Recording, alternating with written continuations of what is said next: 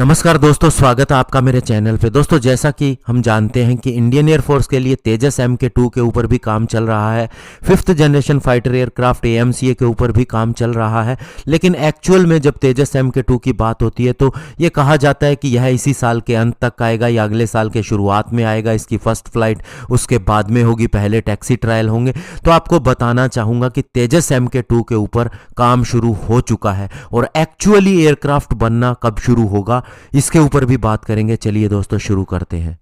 तो दोस्तों, सबसे पहले आपको बताना चाहूंगा कि तेजस MK2 जो पहला एयरक्राफ्ट होगा, जो प्रोटोटाइप होगा, वो इसी साल के लिए प्लान किया गया है। और अभी के लिए आपको बता दें कि HAL और ADA ने ग्राउंड वर्क शुरू कर दिया है, स्पेशली इसकी पहली असेंबली बनाने के लिए, जो कि माना जा रहा है कि टेंडर इसके लिए जारी हो चुका है, सारी चीजें एलोकेट की जा चुकी हैं और पहले एयरक्राफ्ट की असेंबली बननी इस साल के अप्रैल से शुरू हो जाएगी और उस हिसाब से दिसंबर तक इसे पूरा कर लिया जाएगा। यानी एक कंप्लीट MK2 एयरक्राफ्ट आप दिसंबर मंथ के अंदर देखेंगे।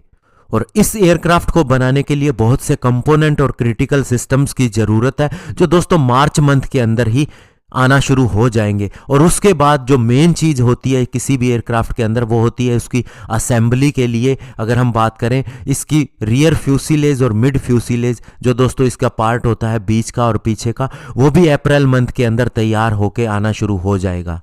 और इसके अलावा दोस्तों ये भी कहा जा रहा था कि इंडियन एयरफोर्स इस तेजस MK2 प्रोग्राम से पीछे हट सकती है। तो आपको बताना चाहूंगा कि जो लेटेस्ट अभी बात हुई है ऑफिशियली, वो इंडियन एयरफोर्स के deputy chief of air staff के साथ में हुई है और उन्होंने क्रिटिकल डिजाइन रिव्यू को एक्सेप्ट किया है तेजस MK2 के लिए। और अभी भी चर्चा चल रही है कि इसके लिए एक डेडिकेटेड टीम फिक्स की जाए ताकि वह इस प्रोग्राम के ऊपर काम कर सके।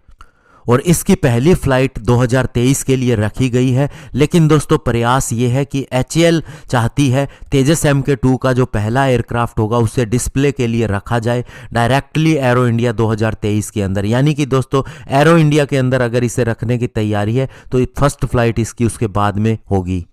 और जहां तक दोस्तों प्लानिंग की बात करें इस एयरक्राफ्ट को एक्वायर करने की, तो HAL का अभी मानना है कि कम से कम 100 ऐसे एयरक्राफ्ट इंडियन एयरफोर्स खरीदेगी ही। हालांकि इनकी संख्या ज़्यादा हो सकती है, वो दूसरी स्टेज के अंदर होने की संभावना है। और ये भी माना जा रहा है कि पहला जो एयरक्राफ्ट या पहला बैच जो आएगा वो 98 किलोन्यूटन थ्रस्ट क्लास के इंजन के साथ में होगा, जो जनरल इलेक्ट्रिक का F414 इंजन है।